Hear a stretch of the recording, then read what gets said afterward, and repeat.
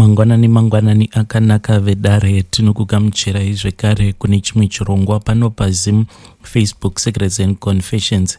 Tadzoka zvekare nemamwe mamessages kunana Haidi avo vanenge vachida kutumidzira mavoice notes avo. Please zamai kuita mavoice notes enyu muri panzvimbo inenge iine runyararo. Zvekare kune avo vanenge vachida kuti tinge tichizobatanidza macomments avo as in miono yavo, aiwa, do not hesitate kuya kuinbox then mobva mazongotega confession yacho iyo yamunenge muchida kupa miono yenyu, then tobva tazobatanidza tozoposta panapa. Pane rimwe voice note randakatumidzirwa nasisi vedu, so unfortunately ivo vainge vakarekodha vari panzvimbo yainge iine ruzhambichana. Ndokubva ndazotoita zvekutotanga kutotaipa word by word ndichinareta nyaya yavo. Voice note ravakanditumidzira ivo vainge vakati, makadi zvenyu mukoma Nashe, ndiri kukumbirawo kuti munge muchindipostirawo nyaya yangu kune vedare. Inini mukoma ndiri mukadzi uyo ainge akamboroorwa, ende pandakapinda mumarriage yangu ndakatopinda mumarriage ndichitonzwa kuti marriage yangu ndainge ndichida. Mumarriage imomo mukoma umo mandainge ndiri ndainge ndakaita mwana wangu 1 nemurume wangu iyeye.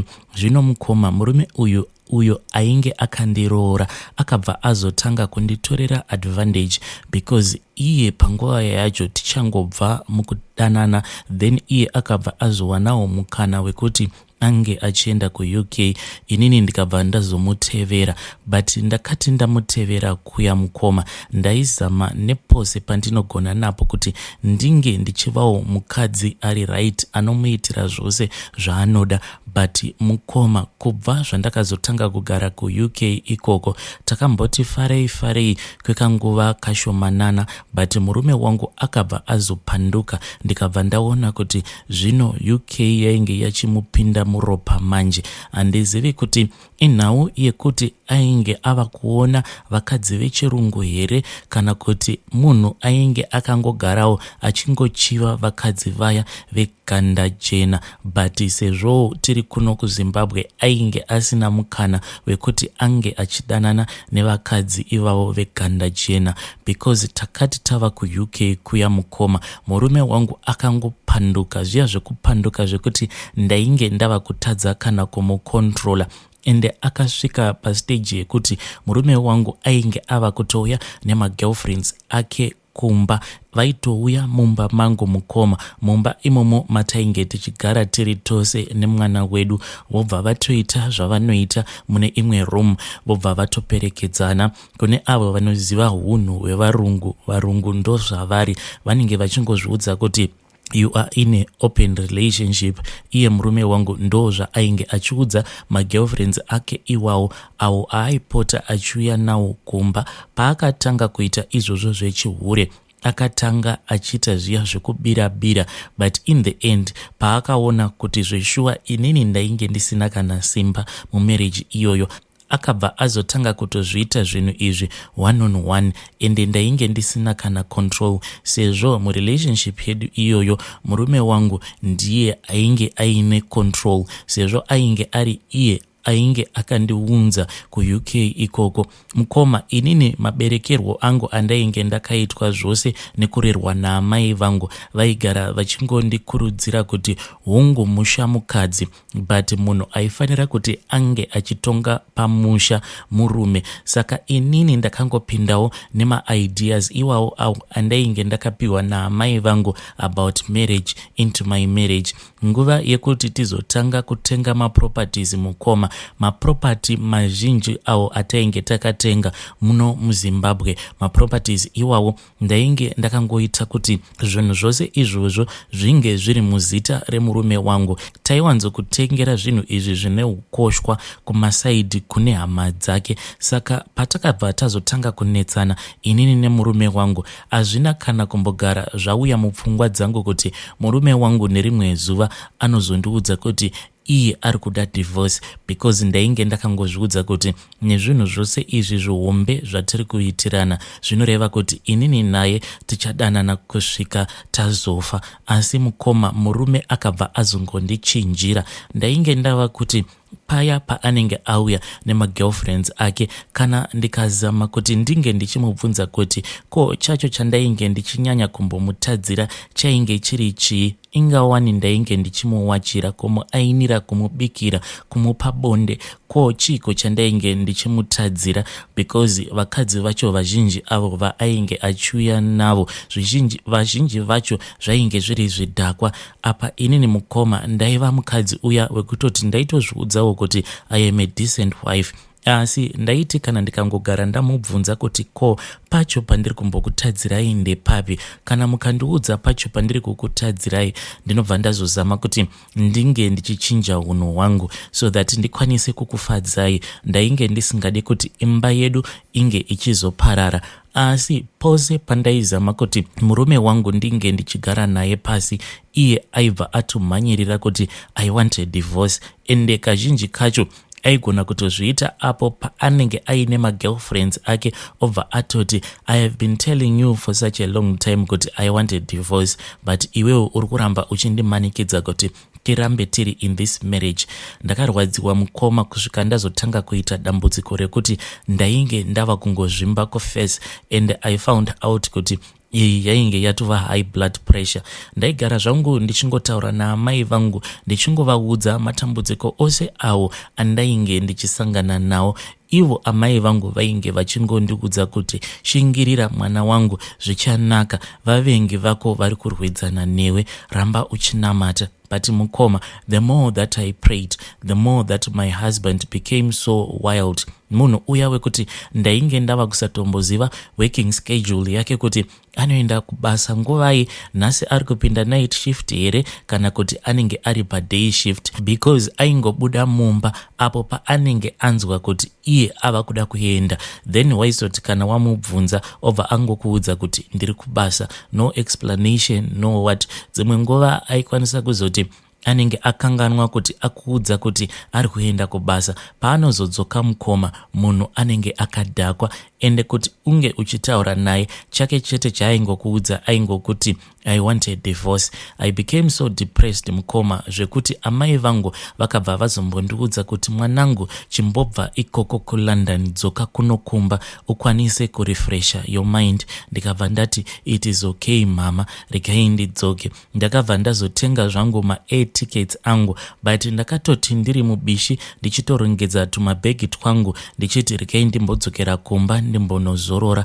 Panyuzi mukoma painge pachitotaurwa naudziya, ndo mazuva aya corona payainge ichiri kungotaurwa panyuzi, vanhu tisati kana tambonzwisisa nezvayo. Asi zvisinei, ndakabva ndazodzoka zvangu kumusha. Ndakati ndichingonodzoka kuno kumusha mukoma, ndo pakabva pazotanga kuitwa ma-lockdowns. Ndakambopindwa nepfungwa dzekuti regai ndidzokere zvangu kuUK ndinobatwa ne-lockdown ndava kumba. But at that time inini nemurume wangu tainge tava kusatotaudzana, ende pane dzimwe shamwari dzangu dzainge dzichitondiudza kuti murume wangu ainge ava kutogara nerimwe hure rake rechirungu full time mumba medu imomo. Saka ndakabva ndangozviti kudzokera kuya into that toxic marriage ndinenge ndichitozvirwadzisa nyama dzangu, rekedzai vambofara, inini ndichimbozorora zvangu kuno ndichizorodza pfungwa dzangu ndichiona amai vangu nehama dzangu. Then ndo pakabva pazoiswa ma-lockdown. Saka nguva iyoyo yema-lockdown panext door pedu painge paine umwe mwana wepo uyo ainge akamboroorwa ndokubva azorambwa nemurume wake nekudawo kwezvimwe zvinhu zvainge zvichingonetsa mumarriage yavo. Iyewo akabatwawo ne-lockdown aripo pamba pavo ipapo. Saka taiti pano nepapo tichingotandara zvedu tichingoita nyaya. Then inini ndainge ndichingomubvunza kuti ko paya wakabuda sei, because ndakamutarisa ndainge ndichitoona kutoti kaupenyu kake kainge kachitorakidza kuti kainge katori right. Then iye akabva azotanga kundipa testimony. Mukoma, dzimwe nguva unokwanisa kuzviudza kuti uri pakati pematambudziko ekuti hauzivi kuti ungamasolva sei, asi kana umwe munhu akazokuudza matambudziko ake, iwewe ndo paunobva wazoona kuti ya, dambudziko rangu randainge ndichiti kana ndikaritarisa ndobva ndaona sekunge zigomo rakakurisisa zvekuti rinotozadza nyika yose, aiwa kana ukazokompea nemamwe matambudziko awo anenge akambosanganikwa nawo nevamwe vanhu, unobva watoona kuti dambudziko rako idiki diki chairo sezvakaitika ipapo. Mukadzi uyu iye akati achindipa testimony yake mukoma, ndakasvika pakuyeredza misodzi achindiudza life history yake yose, zvinhu izvo zvaainge akasangana nazvo mumarriage make. Akandiudza kuti murume wake chaiye, murume akamuroora, akasvika pakumubata chibharo, kurohwa kuitirwa magirlfriends nezvimwewo zvakangosiyana siyana. Then iye akabva ati musi uyo waainge achida kuzviuraya ndopa akabva azotaurawo nevamwe avo vaainge achipinda navo church.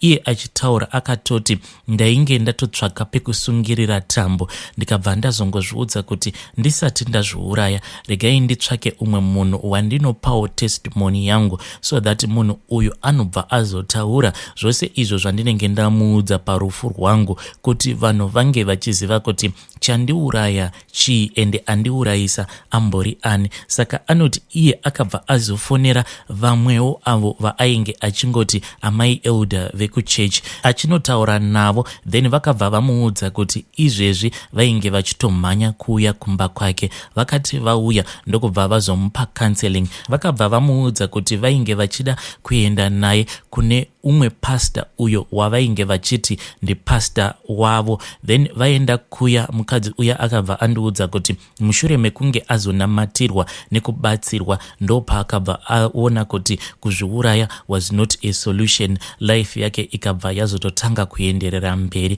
Mukadzi uya akati andiudza about that pastor, ndakabva ndatanga kumukumbira nekumunyengerera kuti iyewo ange achindiendesawo kuna pastor ivavo, so that vakwanise kuturunura mutoro uyo wainge uri mumwoyo mangu. Akabva abvuma. Takazoenda kuna pastor vaya, but takati tichisvika pamba paya painge pachigara pastor ipapo mukoma, imba yacho yainge isingamboshamisiri because yainge isitombori imba hombe. Then takazoti tazopinda mukati, hana yangu yakarova mukoma, because takati tichinopinda mumba macho ndakabva ndaona kuti interior design yacho yose mukoma yainge ingori black, maketen eblack, imba yose yainge yakapendwa nekala yeblack. Saka zvinhu izvi zvakandinetsa mupfungwa dzangu kuti ko munhu anopenda imba yake mukati nekala yeblack chiko chinenge chamboitika. But ndakabva ndangozviudza kuti panapa ndangouyawo for my prayers, zvakawanda handinei nazvo. Ndokubva ndazotanga kunamatirwa paya, but takati tapedza kunamatirwa tichidzokera kumba mukoma, ndakanzwa sekunge panenge paiva neumwe munhu ainge aturunura mutoro uyo wandainge ndakasengedzwa pamafudzi angu, because ndainge ndanyanyisa kurwadziswa murudo zviya zvekuti ndichifamba so ndainge ndava kungofamba ndichingofemereka ndichinzwa kuzarirwa. Asi takati tichingobuda mumba mapasta ivavo ndakabva ndanzwa kuti health yangu yainge yava back to normal. Then ndakazoti ndava kumba usiku hwacho ndakatorara, ndokubva ndazorota pasta vaya, asi marotero acho andakavaita, it was as if pastor ivavo vainge vatopinda mumba imomo mandainge ndiri. Zvinhu zvakandinetsa kuti ko vamufundisi vaya vainge vakwanisa sei kupinda mumba, but pastor vaya vakatongokaruka vatongonyuka muimba imomo mandainge ndakarara. Ndokubva vazotanga kutaura neni. Ivo vachinotaura neni vakabva vati mangwana ndaifanira kuti muswere wose wezuva ndinge ndichiprepare sekunge ndaifanira kuti ndinge ndichizochata neumwe munhu usiku hwacho. Vakabva vandiudza kuti kuprepare kuchata uko kwandainge ndichifanira kuzoita usiku hwacho ndaifanira kuprepare not nenyama dzangu asi kuprepare in the spirit. Vakabva vanditi mashoko ane simba, unofanira kuti unge uchiswera uchigadzirisa mweya wako uchizviudza kuti muzuva ranhasi, usiku hwanhasi ndichange ndichizochata neumwe munhu. Saka muswere wose wezuva mukoma ndo zvandainge ndichingozviudza kuti today I am going to be someone's bride, tonight I am going to be someone's bride. alright, ndichizviprepare semaudzirwo acho andainge ndaitwa navamufundisi ivavo. Usiku hwakazoti hwasvika, pastor vaya ndokubva vazongokaruka vazongonyuka mubedroom imomo mandainge ndichirara. Vakabva vazotanga kuita bonde neni. Mushure mekunge vaita bonde neni mukoma, ndo pandakabva ndazorealiza kuti ko ndainge ndatobatira pamuviri.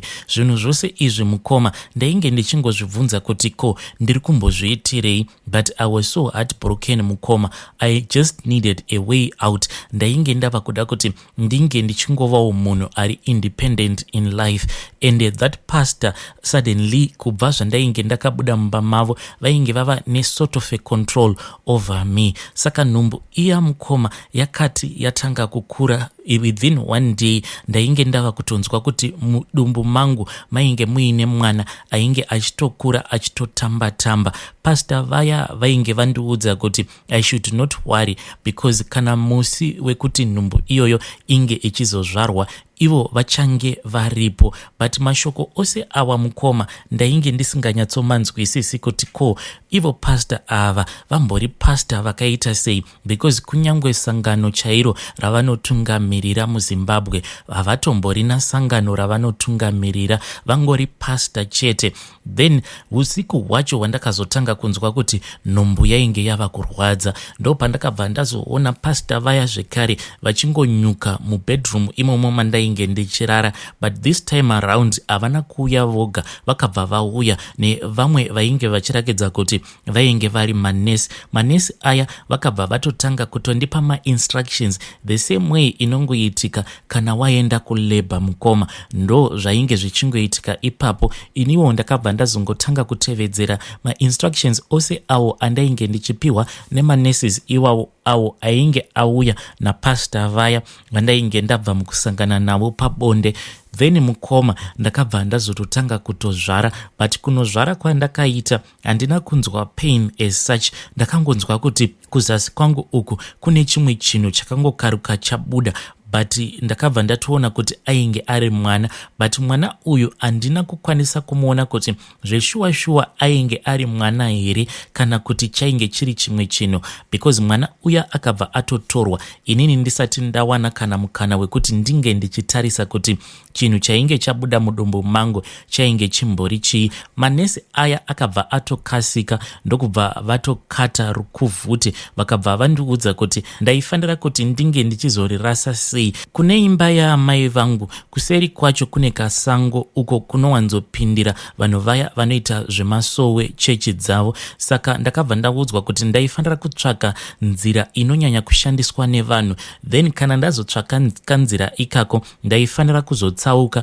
ndobva ndangoenda pasaidi nenzira iyoyo ndobva ndachera gomba. Kana ndachera gomba then ndobva ndazofushira rukuvhute ruya randainge ndabatiswa nevanhu vaya vainge vandizvarisa mukoma. Ndakaita zvimazuva ndichingofamba mukasango ikako ndichitsvaka nzira inonyanya kushandiswa nevanhu ndichiitira kuti ndinge ndichizoviga zvinhu zviya zvandainge ndabatiswa. Ndakazoti ndawana kamwe kanzira kairagidza kuti kainge kakanyanyisa kupfumbira, iko ndo kanonyanyisa kushandiswa nevanhu vanodimbudzira nemukasango ikako. Ndokubva ndangotsauka, but ndakabva ndatsvaka nzvimbo yekuti vanhu vaisazokasika kuona kuti pane munhu ainge achera. Ndakangotsvaka kamwewo kainge kakaita kachikwenzi kadiki, ndokubva ndazongochera gomba padhuze nepakachikwenzi ikako, ndikabva ndazofushira rukuvhute uya, then ndokubva ndazodzokera zvangu kumba. Pastor vaya vainge vandiudza kuti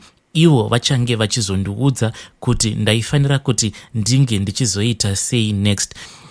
Vedare, that is a part of the voice note randakatumidzirwa navahanzvadzi vedu vana Haidi vanenge vachiuya nemavoice notes avo. Aiwa, ndinokumbira kuti munge muchizoisa mavoice notes enyu muri panzvimbo inenge iine runyararo. Up next ndichange ndichizouploada episode yedu iya yatinoti miono yevedare. Kana muine miono yamunenge muinayo, please feel free kuya kuinbox, then mova mazongosiyawo voice note renyu. Zvekare ndichaisa link mu description box, zvekare ndichazoisa mu comment section. Aiwa, feel free kuenda kuchannel yedu yechakafukidza dzimba matenga muchiteererawo maepisodes iwawo, so that paya pamunenge muchiteerera matambudziko evamwe vanhu avo avanenge vachisangana nawo mumarelationships avo, nemiwo munokwanisa kutobatsirikana. Zvekare, do not hesitate kuuya nemiono yenyu kuinbox, then tozoibatanidza toisa pachirongwa chedu icho chiri kutevera next chatinoti miono yevedare.